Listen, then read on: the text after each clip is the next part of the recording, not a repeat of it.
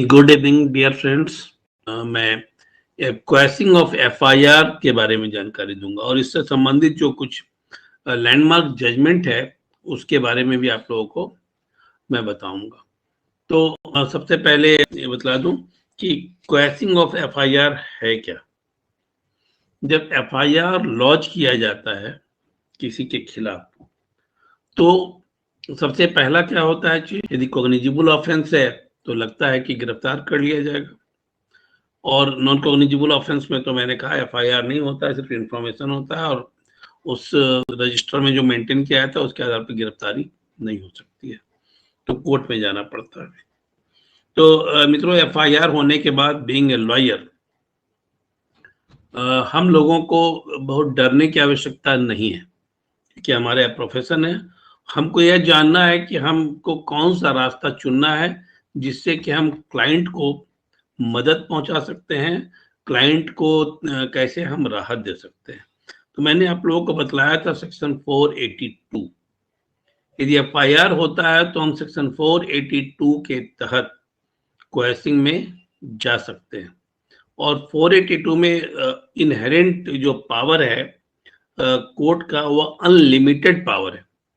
एक लौता या एक ऐसा सेक्शन है सीआरपीसी में, और ये सिर्फ हाई कोर्ट में ही है, ये जान लीजिए। ये मत समझिए कि सुप्रीम कोर्ट में भी 482 के तहत क्वेश्चन हो सकती है, वहां पर फिर रिट फाइल करना होगा।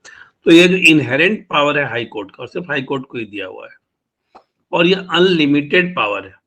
ये पावर ऐसा है कि अनलिमिटेड है। किसी भी तरह का कोई केस हो, किसी भी तरह का कोई मामला हो, और जज को यदि वह समझ में आता हो कि यह इम्प्रोबेबल है, तब ऐसी स्थिति में लगता है कि इनजस्टिस इसमें हो सकती है, तब ऐसी स्थिति में वे इसे क्वेस कर देते हैं और कर सकते हैं। और भी आप लोगों को बतला दूं कि क्वेसिंग का हजारों मामला कोर्ट में फाइल होता है।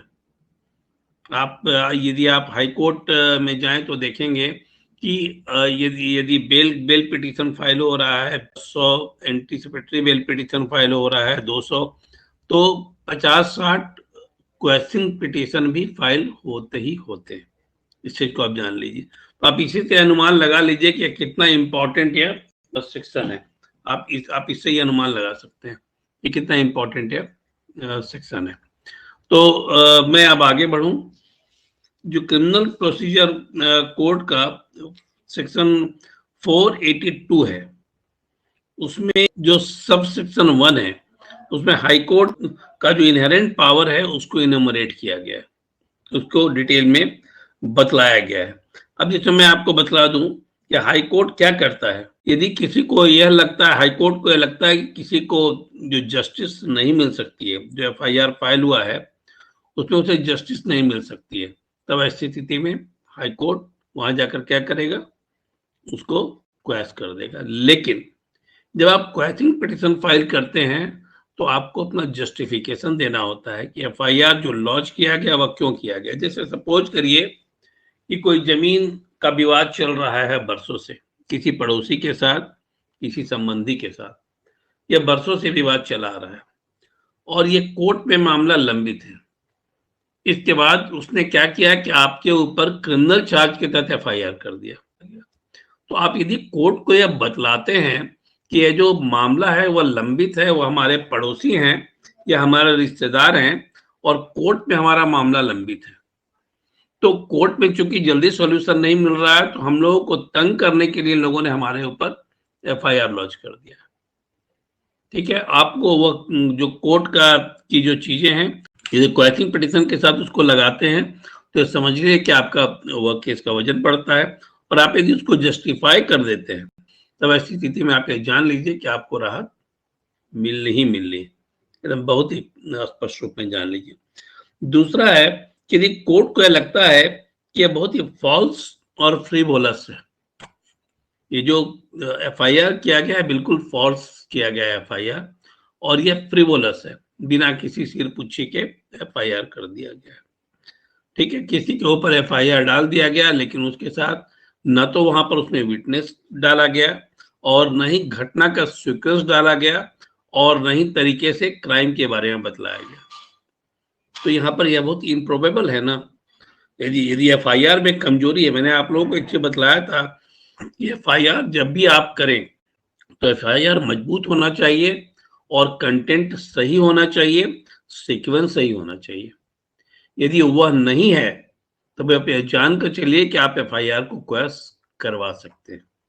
एकदम इस बात को मानकर चलिए। और कोई भी व्यक्ति जो नए लॉयर है तो जान ले कि 482 एक ऐसी रेमेडी है जिसमें आप काफी नाम कमा सकते हैं। हमारे जितने भी लॉयर बंधु उनको बता दूं कि 482 ऐसी रेमेडी है जिसमें कि वह नाम कमा सकते हैं।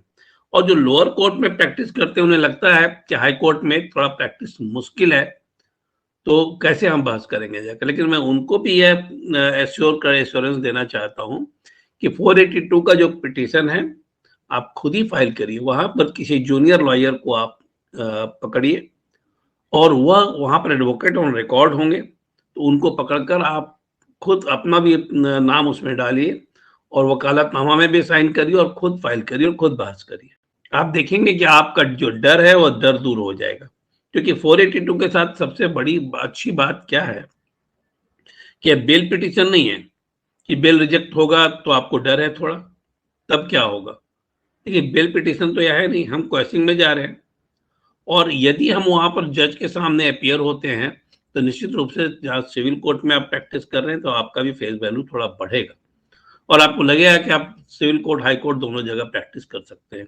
तो मैं आपको जरूर सजेस्ट करूंगा कि 482 का जब भी मामला आपके पास आता है और यदि एफआईआर कोई दर्ज कर देता है तो आप उसे सजेशन दें, एफआईआर को पहले पढ़ लें।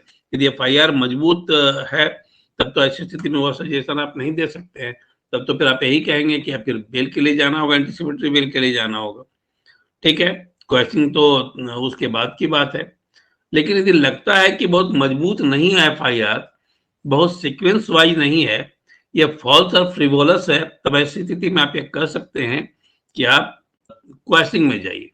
ठीक है, क्वेश्चनिंग में जाने का एक और भी फायदा आपको बतला दूं। आप जब बेल के लिए जाते हैं तो आप ये जान लीजिए कि आप एक्सेप्ट करते हैं किसी चीज को कि आप इस प्रोसीडिंग की तरफ बढ़ रहे हैं, ठीक है ना, और आप कहीं ना कहीं मान रहे हैं कि ऐसी घटना में आप शामिल रहे हैं, तो और या फिर कहीं ना कहीं कुछ कुछ इन्वॉल्वमेंट है। ठीक है, केस थोड़ा सा कमजोर होता है यदि आप बेल एंटीसिपेटरी बेल की तरफ जाते हैं। लेकिन आप 482 की तरफ जाते हैं तो आप टोटली डिनाई करते हैं इस चीज को, एफआईआर को ही डिनाई करते हैं। अब जो आप बेल की तरफ गए और उसके बाद आप क्वेश्चनिंग में जाते हैं तो थोड़ी कमजोरी केस में आ जाती है। लेकिन आप डायरेक्ट 482 में जाते हैं तब यह जो है केस मजबूत बनता है। इसके अलावा एक चीज और भी बतला दूं, सपोज करिए कि बेल और एंटीसिपेटरी बेल के लिए आपने मूव नहीं किया, 482 में आप एक चीज और को भी और डाल दें कि यह जो है जब गिरफ्तारी से इस पर रोक लगाई जाए जब तक सुनवाई नहीं होती है। तो एफआईआर को आपने नल एंड वॉइड नहीं किया लेकिन इनइफेक्टिव कर दिया। नल एंड वॉइड तो होता नहीं है, नल एंड वॉइड तो जब क्वेश्चन होगा तब होगा। उसके पहले की एक रेमेडी आप प्रेयर में साथ साथ यह डाल दें कि जो क्वेश्चन पिटीशन है उसके साथ साथ टेम्पररी रिलीफ के लिए स्टेटस को मेंटेन किया जाए, मेरी गिरफ्तारी नहीं हो। तो आपको क्या मिला, बेल भी समझिए मिल गया, एंटीसिपेटरी बेल मिल गया आपको, बेल तो जेल जाने के बाद होता है, तो एंटीसिपेटरी बेल आपको मिल गया और क्वेश्चन पिटीशन मूव हो गया। क्वेश्चन पिटीशन मूव हो गया, अब मान लीजिए कि वो मामला कोर्ट में चल भी रहा है या कोर्ट में चला गया, तभी आपकी तो गिरफ्तारी नहीं हो सकती है। और एक चीज और भी है, जब वो स्टेटस को मेंटेन किया, वो स्टे दे दिया है, तब ऐसी स्थिति में कोर्ट वारंट इशू भी करता है तो कोई फर्क नहीं पड़ता है। सामान्यतः कोर्ट वारंट इशू करेगा नहीं क्योंकि आप कोर्ट में वो चीज चली आती है, तो वारंट इशू करेगा नहीं। यदि इन केस कर दिया, ठीक है, तभी स्थिति में आपको फर्क नहीं पड़ेगा।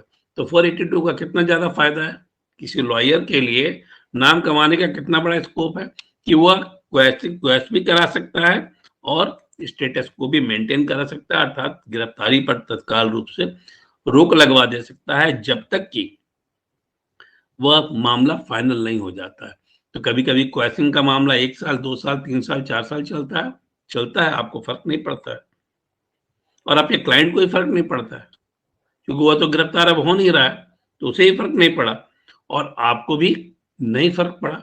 इसके अलावा आप लंबा चल रहा है मामला तो आप क्लाइंट को चूंकि आपने राहत दिलाया तो आप फी भी ले सकते हैं, अच्छी फी ले सकते हैं। और क्वेश्चन की फी बहुत हाई होती है, इस चीज को आप जान लें। हाई कोर्ट में कोई भी क्वेश्चन का मैटर जब आता है तो उसकी फी 30 से 50,000 रुपए के बीच फी होती है वकील की, और वो डिपेंड करता है कि वकील किस स्तर का है। लेकिन आप यदि जूनियर वकील के रूप में भी काम कर रहे हैं तो आप आराम से 30,000 तक फी ले सकते हैं हाई कोर्ट के केस के लिए। ठीक है, तो यह एक आपको फायदा है जिसमें नाम कमा सकते हैं, राहत दे सकते हैं और पैसा भी अच्छा कमा सकते हैं।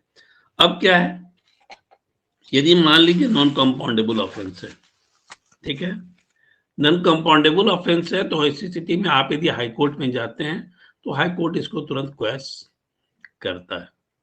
ठीक है ना, हाई कोर्ट इसको क्वैश करता है और इसमें बहुत ज्यादा संभावना है कि क्वैश हो जाए। तो जहां भी नॉन कंपाउंड ऑफेंस में क्रिमिनल केस किया गया है, तब ऐसी स्थिति में आप उस केस के खिलाफ में, जो कंप्लेन केस के खिलाफ में, आप सीधे हाई कोर्ट जाइए, 482 फाइल कर दीजिए। और मैं फिर एक बात रिपीट करूंगा कि यह आप लोगों के लिए एक अच्छा अवसर है जिसमें आप लोग नाम कमा सकते हैं, पैसा कमा सकते हैं और अपने क्लाइंट को ऑब्लाइज भी कर सकते हैं और हाई कोर्ट में अपना फेस वैल्यू भी बढ़ा सकते हैं। हाई कोर्ट का डर भी आपके अंदर खत्म हो जाएगा, भले आप सिविल कोर्ट में प्रैक्टिस कर रहे हैं। और मैं आप लोगों को पहले बतला चुका हूं कि आप कहीं पर भी एक बार रजिस्टर्ड है, चाहे वह भारत के किसी बार काउंसिल के साथ रजिस्टर्ड है, आप कहीं भी जाकर प्रैक्टिस कर सकते हैं, कहीं पर जाकर बहस कर सकते हैं।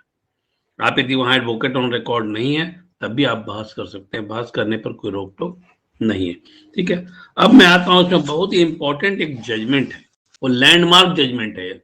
जैसे मैंने बोला था अरेस्ट में आप लोगों को और एफआईआर में बोला था कि ललिता कुमारी वर्सेस स्टेट ऑफ यूपी का जो लैंडमार्क जजमेंट था जिसमें बहुत सारे डायरेक्शन दिए गए थे, इसी ढंग से मधु Limaye versus state of Maharashtra का एक सुप्रीम कोर्ट का जजमेंट है जिसमें कि बहुत सारे गाइडलाइन दिए गए हैं कि कैसे आप एफआईआर को क्वैश कराएंगे और 482 का कैसे आप कोर्ट कैसे यूज करेगा। तो यहाँ पर जब बात आती है, यहाँ यह देखा जाता है कोर्ट के द्वारा 482 को जब एक्सरसाइज करती है कोर्ट यह देखती है कि इसमें जो ग्रीवांसेस था उसका रिड्रेसल कहीं और उसको नहीं मिल सकता है। ठीक है ना, इसमें जो ग्रीवांसेस दिए गए हैं उसका रेमेडी उसको कहीं और नहीं मिल सकती है, इसलिए 482 को एंटरटेन करेगा। एक चीज और भी बतला दूं कि इसमें बहुत स्पष्ट तौर पर यह भी कहा गया है, इसी डायरेक्शन में यह भी कहा गया है कि कोर्ट 482 का जो सेक्शन 482 का यूज है उसको बहुत स्पेयरिंगली करेगा। इसलिए जज भी जब इसकी सुनवाई करते हैं तो ऐसा नहीं है कि बस सीधे उठाए और क्वेश्चन कर दिए, उस चीजों को देखते हैं। पहले तो केस एडमिट ही जल्दी नहीं होता है, ठीक है, यदि कहीं पर लगता है कि पूरा केस उस लायक नहीं, एडमिट होने लायक नहीं, तो केस एडमिट ही नहीं होगा। लेकिन एडमिट हो गया तब ऐसी स्थिति में बहुत ज्यादा संभावना रहती है कि आपको उसका फायदा मिलेगा।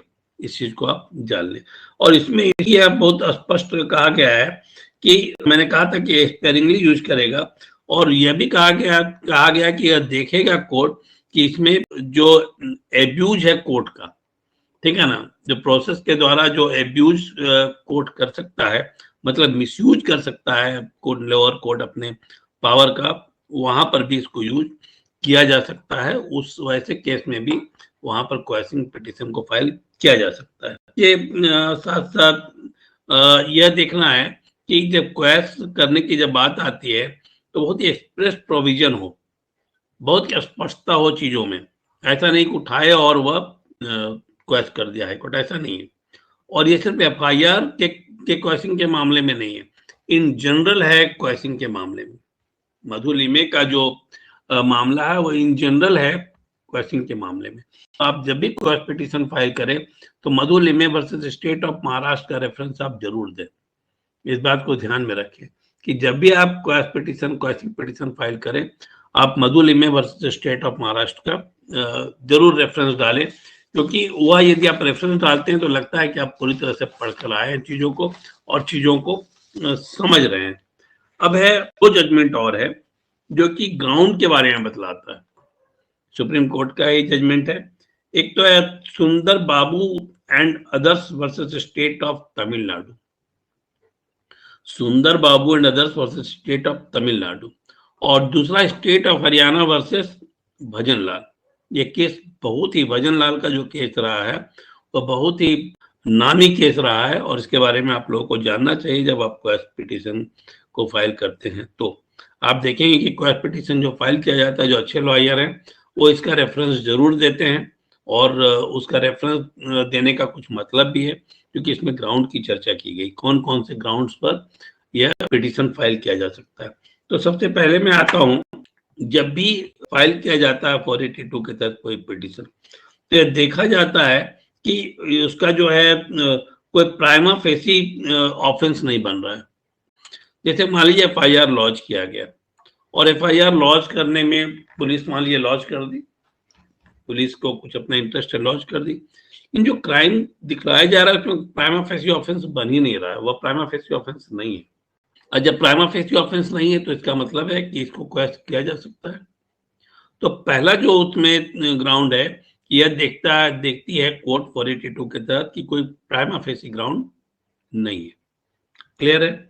दूसरा है कि यह देखती है कि इस पे यह जो केस फाइल किया गया है नीचे में, उसमें कहीं पर कंक्लूजन पर पहुंचाया नहीं जा सकता है, वो अपने आप में कॉन्ट्राडिक्टरी है। FIR कॉन्ट्राडिक्टरी है, जो गवाह दिया है वह कॉन्ट्राडिक्टरी है। इन सारी चीजों पर यदि कॉन्ट्राडिक्टरी, तो इसका मतलब है कि किसी कंक्लूजन पर नहीं पहुंचा जा सकता, लोअर कोर्ट का समय बर्बाद होगा। ठीक है, तब ऐसी स्थिति में कोर्ट क्या करती है, इसको क्वेश कर सकती है।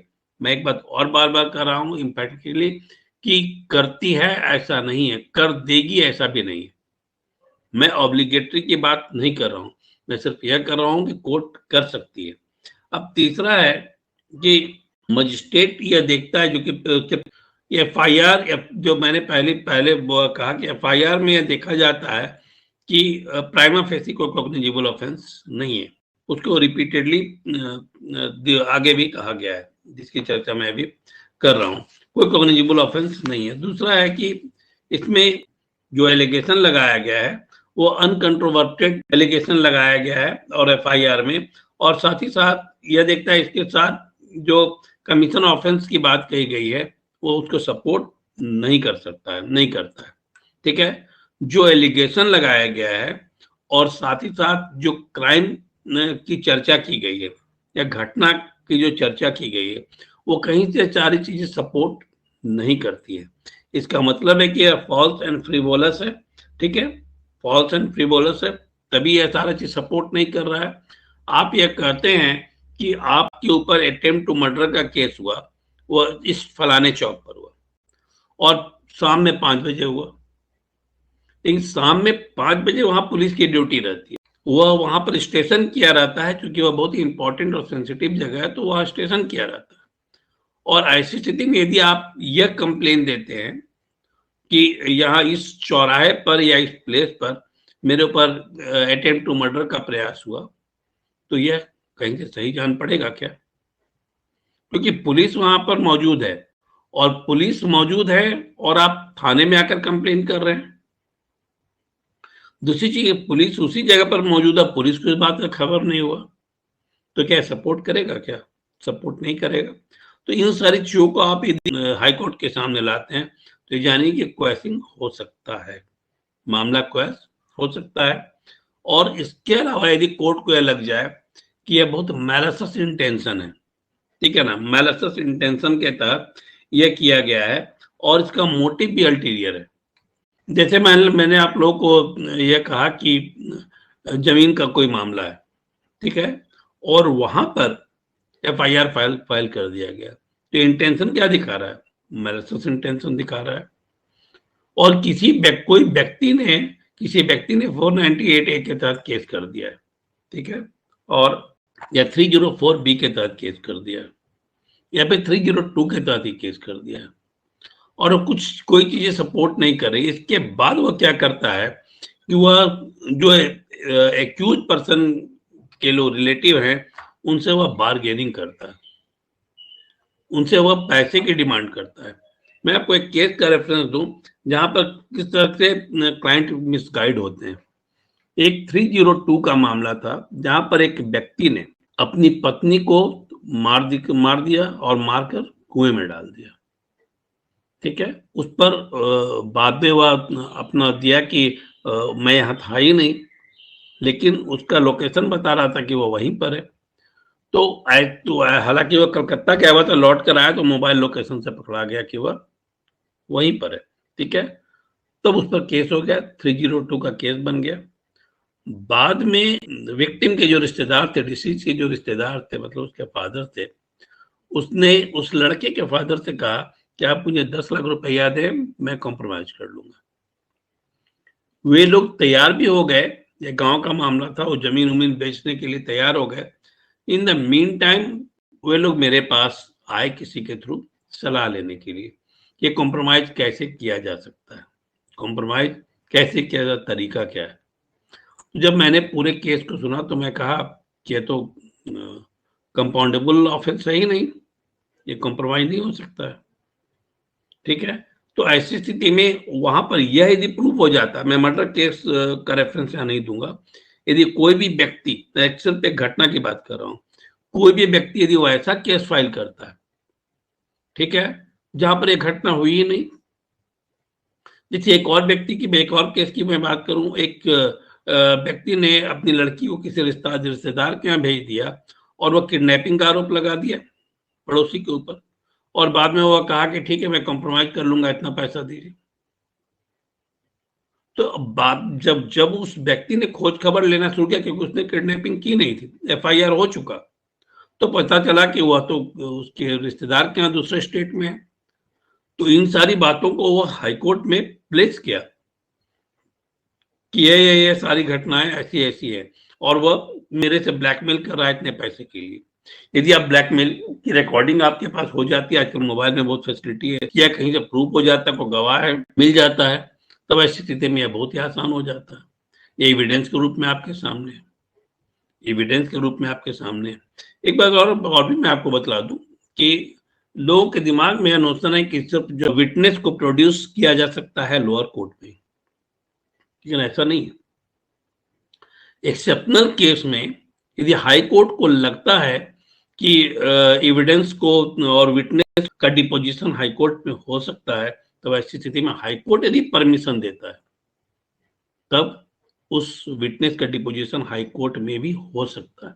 इस चीज को आप जान लें। हालांकि ट्रायल कोर्ट नहीं है हाई कोर्ट, अपीलेट कोर्ट है, लेकिन इस मामले में हो सकता है और ऐसे मामले में हो सकता है। और एक बात और भी बता दूं, 482 जो है वो ओरिजिनल जुरिस्डिक्शन है हाई कोर्ट का, that is not appellate jurisdiction, वह ओरिजिनल जुरिस्डिक्शन है हाई कोर्ट का। हाई कोर्ट इसमें कुछ भी डिसीजन ले सकती है, कोई भी प्रक्रिया अपना सकती है। ठीक है, तो यह सारे जो थे वह गाइडलाइंस दिए गए थे और ग्राउंड दिए गए थे, जिसके आधार पर हाई कोर्ट में केस को फाइल कर सकते हैं। ठीक है, क्या क्या इंटेंशन है वह सबको कर सकते हैं। अब मैं आता हूँ किस तरह का एफआईआर को में क्वेश्चन में जाना अच्छा रहता है, या आप लोग जान लें इस चीज को और उस चीज को, उस केस को आप फाइल कर सकते हैं। तो सबसे पहले मैं आपको बता दूं कि यदि मान लीजिए कि एफआईआर के बाद चार्जशीट फाइल हो गई, आप गिरफ्तार भी हैं, या फिर सपोज करिए आप बेल पर हैं, चार्जशीट फाइल हो गई, तो क्या चार्जशीट क्वैश हो सकती है? चार्जशीट भी क्वैश हो सकती है। अब चार्जशीट क्वैश करने के लिए क्या है, मटेरियल एविडेंस जो है वह अगेंस्ट द कंप्लेनेंट और इन्फॉर्मेंट होना चाहिए। ठीक है, यदि मान लीजिए कि इन्वेस्टिगेशन ओवर हो गया और कोई मटेरियल एविडेंस है ही नहीं, कोई मटेरियल एविडेंस नहीं है, चार्जशीट में भी वो आ गया कि मटेरियल एविडेंस नहीं है, लेकिन चार्जशीट में उसे क्लीन शीट नहीं दिया गया, यदि क्लोजर रिपोर्ट सबमिट कर दिया जाता 173 के तहत, सेक्शन 173 ऑफ द सीआरपीसी के तहत यदि क्लोजर रिपोर्ट सबमिट कर दिया जाता, तब तो केस वहीं खत्म हो जाता। लेकिन उसमें कोई सब्सटेंटिव मटेरियल न होते हुए भी, ठीक है ना, इन्वेस्टिगेशन में कुछ भी नहीं मिला, फिर भी इस आधार पर कि उस पर केस चलाया जा सकता है, ठीक है ना, वह संभावित है, संभावना है इस बात की, और यह भी कह दिया गया कि सप्लीमेंट्री चार्जशीट फाइल की जा सकती है। तो जो नहीं मिला एविडेंस, कोई भी मटेरियल एविडेंस नहीं है, तब उसके बेसिस पर हम चार्जशीट के खिलाफ भी जा सकते हैं। मैंने आप लोगों को एक केस की चर्चा की थी जिसमें कि नाबालिग के साथ रेप के केस में किसी बच्चे को गलत तरीके से फंसा दिया गया था और उसके खिलाफ कुछ मटेरियल एविडेंस नहीं था। वो जिस डेट को किया गया उस डेट पे वो वहां था ही नहीं, अपने स्कूल में मौजूद था। जो गवाही थी वो उसके खिलाफ थी ही नहीं। तब ऐसी स्थिति में वो ऐसे केस को क्वैश कराया जा सकता है और यदि वहां पर मान लीजिए डिस्चार्ज पिटीशन आपने फाइल कर दिया है तब तो फिर क्वेश्चनिंग नहीं होगी। तब आप कहाँ जाएंगे? तब आप रिवीजन में जाएंगे, ठीक है ना। रिवीजन में पावर है क्वेश कर देने का, तो रिवीजन में भी क्वेश कराया जा सकता है केस को। अब है कि मान लीजिए किसी केस में कॉम्प्रोमाइज हो गया, जैसे 498 ए की मैं बात करूं, ये हालांकि इसे कंपाउंडेबल बनाया गया है लेकिन नॉन अवेलेबल भी है, जो जान लीजिए अवेलेबल ऑफेंस नहीं है। लेकिन पति पत्नी के झगड़े को बहुत ही दूसरे तरीके से कोर्ट देखता है और यही कारण है कि कोर्ट वहां पर उन लोगों को यह मौका देता है कि आप कॉम्प्रोमाइज करिए, आप मीडिएशन में जाइए। और आपको मैंने आप लोगों को यह भी बताया कि 498 ए में तुरंत गिरफ्तारी नहीं होती है। 41 ए के तहत सबसे पहले नोटिस दिया जाता है और नोटिस का जवाब देने के बाद यदि सेटिस्फैक्ट्री है सारा अच्छी तो गिरफ्तारी नहीं की जाती है और फिर प्रोसीडिंग चलती है। और जब प्रोसीडिंग चलती है तो वहां पर भी जब आप बेल में जाते हैं तो कंडीशन लगा दिया जाता है कि अब बेल अभी मैं स्टे कर रहा हूँ, बेल को तो मैं न दे रहा हूँ न नहीं दे रहा हूँ, मैं स्टे कर रहा हूँ, आप लोग जाइए कॉम्प्रोमाइज करिए और कॉम्प्रोमाइज की प्रक्रिया करिए और यदि कॉम्प्रोमाइज नहीं कर पाते हैं तो ऐसी स्थिति में बेल रिजेक्ट किया जाएगा, ठीक है। तो वहीं पर मेडिएशन होता है। तो यदि दोनों के बीच में कॉम्प्रोमाइज हो गया, ठीक है, और मामला हाई कोर्ट में यदि सपोज करिए कि लोअर कोर्ट में आपने एंटिसिपेटरी बेल फाइल किया, रिजेक्ट हो गया, हाई कोर्ट में एंटिसिपेटरी बेल लंबित है, तब ऐसी स्थिति इसके बीच में कॉम्प्रोमाइज हो गया तो कॉम्प्रोमाइज पिटीशन को लेकर आप जा सकते हैं कोर्ट में। और कॉम्प्रोमाइज पिटीशन जो है वो ज्वाइंटली फाइल होता है दोनों की तरफ से। कॉम्प्रोमाइज पिटीशन जो है वो दोनों की तरफ से ज्वाइंटली फाइल होता है। आप अकेले फाइल करेंगे तब यह मान कर चलिए कि वह बहुत वैलिड नहीं होगा, वह बहुत मान्य नहीं होगा। तो कॉम्प्रोमाइज पिटीशन दोनों की तरफ से फाइल किया जाता है। प्रोसेस है, इस चीज को जान लीजिए, प्रोसीजर को जानना बहुत ज्यादा जरूरी है। तब ऐसी स्थिति में कोर्ट इसमें बहुत ही लिबरल एटीट्यूड अपनाता है और ये मान कर चलिए कि इसमें क्वैश हो जाता है, केस जो है वो क्वैश हो जाता है। तो यहाँ पे बहुत ही आसान है। अब कॉम्प्रोमाइज के मामले में एक और भी बात मैं आप लोगों को बता दूं, यदि हाईकोर्ट में मामला मान लीजिए लंबित नहीं है और कॉम्प्रोमाइज हो गया तो हाईकोर्ट जाने की आवश्यकता नहीं है। आप सीधे लोअर कोर्ट आइए और लोअर कोर्ट में ही दोनों मिलकर पिटीशन दीजिए और कॉम्प्रोमाइज पिटीशन को देख केस को रफा दफा करवा लीजिए, केस खत्म हो जाता है, ठीक है। यदि कॉम्प्रोमाइज हो गया तो केस खत्म हो जाता है। तो यह तो मामला है। अब है मैट्रिमोनियल केसेस में, मैट्रिमोनियल 498 ए की बात कही, यहाँ तो जो कॉम्प्रोमाइज का मामला है वह मैट्रिमोनियल केस में 498 ए की मैं जब बात करूं तो 498 ए के साथ सामान्यतः क्या करता है, लोग 406 भी लगा देता है, ठीक है ना, क्रिमिनल कॉन्स्पिरेसी का केस भी लगा देता है। लेकिन कोर्ट को यदि लगता है इसमें कोई मटेरियल एविडेंस नहीं है और एक केस फॉल्स किया गया है, यहाँ पर कॉम्प्रोमाइज की बात मैं नहीं कर रहा हूँ, मैं कह रहा हूँ यदि कोर्ट को ऐसा लगता है कि यह इसमें कुछ मटेरियल एविडेंस नहीं है और साथ ही साथ कोर्ट को यह लगता है कि यदि कहीं पर इसे गलत फंसाया जा रहा है, ये वैक्सस है, सारा मामला फॉल्स है, फैब्रिकेटेड है और यह ब्लैकमेल करने के लिए ऐसा किया जा रहा है और यदि प्रीवियस रिकॉर्ड ऐसा निकल आता है तब ऐसी स्थिति में भी आप क्वेश्चनिंग में जा सकते हैं। आप बहुत बार सुने होंगे कि एक ही महिला 4-4, 5-5 शादियां करती है और उस पर एक सिनेमा भी बना हुआ था, सिनेमा का नाम मुझे नहीं याद आ रहा है, जिसमें कि वह शादी करती है और शादी कर और सामान लेकर चंपत हो जाती है। लेकिन कुछ केस ऐसे भी हैं जहां पर महिला सिर्फ शादी इसलिए करती है अमीर आदमी के साथ कि उसको कॉम्प्रोमाइज कराया जा सके, उसको ब्लैकमेल किया जा सके, ठीक है ना, ब्लैकमेल कर पैसा लिया जा सके। भाई मैं रांची का एक केस की चर्चा करने में, बहुत नामी डॉक्टर यहाँ पर हैं, नाम मैं नहीं बतलाना चाहूंगा, उनकी शादी हुई बिहार में किसी जगह पर शादी हुई उनकी, और शादी के 2 महीने के बाद ही उसके ऊपर 498A का केस कर दिया गया। जब मीडिएशन हुआ, ठीक है, यहाँ पर मीडिएशन की बात आई तो वह सीधे 1 करोड़ रुपए का डिमांड कर दिया। बाय द वे, जो डॉक्टर थे उनके साथ एक व्यक्ति थे जो कि मीडिएशन में उनको सपोर्ट करने के लिए थे। उन्होंने अपने मोबाइल में इन सारी चीजों को रिकॉर्ड कर लिया। जो वकील नहीं थे वहां पर, तब उन्होंने, जब यह बातें हो रही थी कि प्रोसीडिंग में हमको जाने की आवश्यकता नहीं है, यदि आप 1 करोड़ रुपए हमको देते हैं तो हम एक केस को हटा देंगे। बाद में उसी रिकॉर्डिंग के आधार पर वह व्यक्ति क्वेश्चन में चला गया और यह एविडेंस बनाया कि क्यों यह केस फाइल किया गया, 498A का केस क्यों फाइल किया गया। वह केस जो है क्वैश हुआ। तो मान लीजिए कोई महिला जो बहुत प्रोफेशनल है, वह एक शादी करती है, उसके साथ कॉम्प्रोमाइज किया, ब्लैकमेल की और वहां से निकल ली, वो फिर दूसरी शादी करती है, काम ही उसका होता है। और ये यदि प्रूफ हो जाता है तब ऐसी स्थिति में बहुत ही आसान होता है क्वैश कराना। और मैट्रिमोनियल इशू में ये सारी चीजें बहुत ज्यादा तौर पर चल रही है। कहीं पर यदि लड़की नहीं ब्लैकमेल करती है तो लड़की का भाई, लड़की के पापा ब्लैकमेल करना चाहते हैं और शादी इसलिए कराते हैं कि ब्लैकमेल किया जा सके, अमीर आदमी के साथ शादी हुई है। तो इन सारे मामलों में यदि सारा चीज प्रूव हो जाता है तो ऐसी स्थिति में क्वैश कराया जा सकता है। FIR हुआ है, 498A का चार्ज भी लगा हुआ है, 406 भी लगा हुआ है, लेकिन इसके बावजूद भी मामला क्वैश हो जाता है। और आजकल बहुत सारे मामले जो है वह क्वैश हो रहे हैं इन सारी चीजों में, ठीक है। तो बहुत ही आसान है, बहुत परेशान होने की इसमें आवश्यकता नहीं रहती है, वो बहुत ही आसानी के साथ ये सारी चीजें होती है। अब इसके बाद क्या है, यदि फाइनेंशियल डिस्प्यूट कोई है तो फाइनेंशियल डिस्प्यूट के मामले में यदि फाइनेंशियल डिस्प्यूट सेटल हो जाता है या फिर गलत तरीके से लगाया गया है वो जो डिस्प्यूट है, वह भी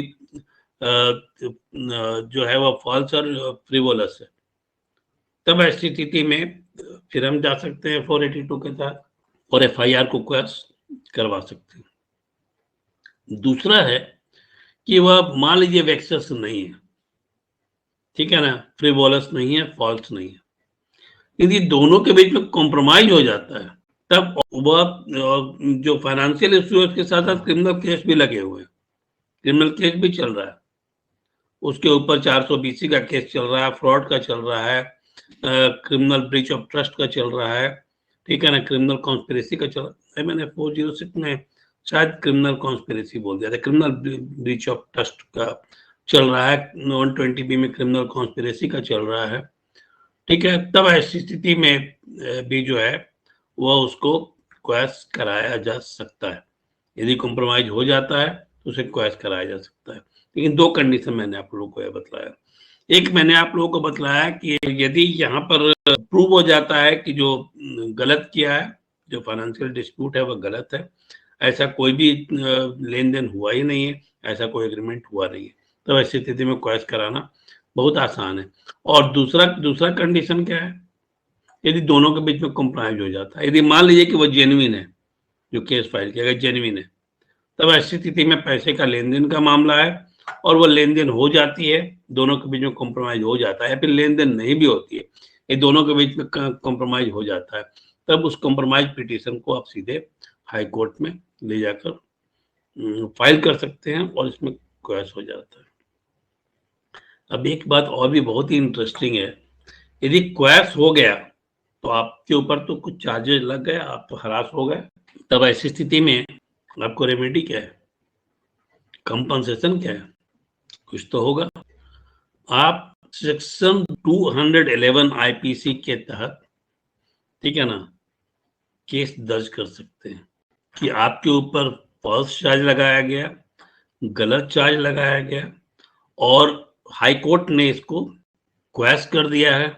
इसी आधार पर यदि मान लीजिए वह कोई व्यक्ति अप्रूव हो जाता है, और प्रूव तो हो ही गया हाई कोर्ट ने किया है, तो कोई ऐसा चार्ज लगाया है जो कि आपके रिपोर्टेशन को भी हैम्पर करता है, या फिर कोई ऐसा चार्ज लगाया है जिसमें आपको लंबी सजा हो सकती है, तो कोर्ट को यह पावर है कि 3 साल से लेकर वह 7 साल तक की सजा सुना दे। तो एक बहुत ही इम्पोर्टेंट वेपन है व्यक्ति के हाथ में, और एक बहुत ही उसको भी सुकून मिलेगा कि जिस व्यक्ति ने मेरे ऊपर आरोप लगाया उसको मैंने सजा दिलवाया। यदि पब्लिक सर्वेंट को ऐसा करता है तो पब्लिक सर्वेंट के खिलाफ भी आप केस कर सकते हैं। आप इसमें केस कैसे करेंगे? आप एक कंप्लेन केस सिविल कोर्ट में करेंगे और कंप्लेन केस कर ये 211 का रेफरेंस देते हुए और 482 का रेफरेंस देते हुए आप करेंगे, और ये कंप्लेन केस जो करेंगे उसके आधार पर यह आपको कंपनसेशन समझिए, और जो आपको सुकून है वह आपको मिलेगा, उस व्यक्ति को सजा हो सकती है। दूसरा है कंपनसेशन का भी प्रावधान किया गया है। यदि क्वैश हो जाता है मामला तो इसका मतलब है कि आपको मानसिक, आर्थिक, शारीरिक सारी क्षति हुई है। तो उसको कंपनसेट कौन करेगा? उसको कंपनसेट वही व्यक्ति करेगा यदि आप कोर्ट में जाते हैं तो आप देखिएगा सेक्शन 250 ऑफ द सीआरपीसी के तहत कंपनसेशन का भी प्रावधान किया गया है। आप वहां कंपनसेशन का भी डिमांड कर सकते हैं, लेकिन वह कंप्लेन केस के थ्रू ही जाना होगा, read with section 250 of the CrPC. ठीक है, तो वहां पर भी आप कंपनसेशन का डिमांड कर सकते हैं। तो आप ये जान लीजिए कि जो क्वैश है 482 के तहत क्वैशिंग में बहुत बड़ा हथियार है आपके रिपुटेशन को बचाने का, आपकी जिंदगी को बचाने का, आपकी संपत्ति को बचाने का। ठीक है, और आपको जो क्षतिपूर्ति हुई है उसको कंपनसेट करने का एक बहुत ही महत्वपूर्ण वेपन है। तो मैंने आप लोगों को बताया कि एफआईआर को क्वैश कैसे कराया जा सकता है, क्वैश कराने के क्या क्या ग्राउंड्स हैं, क्रॉस कराने के लिए जो 482 के तहत अभी केस करना है। तो मधु लीमे का केस की मैंने चर्चा की, जिसमें बहुत ही इंपॉर्टेंट गाइडलाइंस दिए गए हैं, और इसके अलावा मैंने भजन लाल वर्सेस स्टेट ऑफ हरियाणा की चर्चा की। इसके अलावा मैंने एक और केस की चर्चा की, लेकिन सबसे इम्पोर्टेंट है भजन लाल वर्सेस स्टेट ऑफ हरियाणा। तो आप जिसमें कि ग्राउंड दिए गए हैं, इसके ग्राउंड पर एफआईआर क्वैश कराया जा सकता है या फिर क्वैश पिटिशन को मूव कराया जा सकता है, इसकी चर्चा मैंने की। इसके अलावा मैंने आपसे चर्चा की कि यदि क्वैश हो जाता है तो आपको 211 सेक्शन 211 ऑफ द आईपीसी में उसको सजा दिलवा सकते हैं, और 250 में जो कंपनसेशन की बात कही गई है उसमें आप कंपनसेशन ले सकते हैं। तो इतनी सारी रेमेडी 482 के तहत आपको मिल जाती है। यदि 482 में आप जाते हैं तो एक तो आपको तत्काल राहत मिल जाता है। ठीक है, तुरंत में तत्काल राहत नहीं, परमानेंट राहत भी मिल सकता है। तत्काल राहत तो जब आपको मान लीजिए अरेस्ट से रोक लगाएगी तो तत्काल राहत मिल सकता है, क्वैश हो जाता है तो परमानेंट राहत मिल सकता है। 211 के तहत यदि आप उसे सजा करवा देते हैं तब ऐसी स्थिति में आपकी प्रतिष्ठा में इजाफा होता है कि गलत आदमी को आपने सजा कराया, और यह लेसन होता है कि कोई भी व्यक्ति गलत केस न दर्ज करे। और चौथा मैंने आप लोगों को बताया कि उसमें कंपनसेशन भी सेक्शन 250 के तहत लिया जा सकता है, लेकिन कंपनसेशन में एक क्लाउज है। आप ये जो केस फाइल करते हैं वो मजिस्ट्रेट के सामने फाइल करते हैं, कंप्लेन केस फाइल करते हैं, तो मजिस्ट्रेट का जो लिमिटेशन है उस लिमिटेशन के तहत ही वो आपको कंपनसेशन देता है। उसको जो सजा सुनाने का प्रावधान है जितने पैसे तक का, उतना ही पैसा तक वो आपको कंपनसेशन अलाउ कर सकता है, क्योंकि उससे ज्यादा का लिमिट उसके पास नहीं, उससे ज्यादा का जुरिडिक्शन उसके पास नहीं है। तो एक कुछ सीमाएं हैं, लेकिन सीमाओं के बावजूद भी 482 एक बहुत ही महत्वपूर्ण सेक्शन है सीआरपीसी का, जिसको कि आप लोअर कोर्ट में भले ही का प्रैक्टिस करते हो, लेकिन आप हाई कोर्ट जाकर फाइल कर इसको यूज करिए। ठीक है, आज यहीं तक।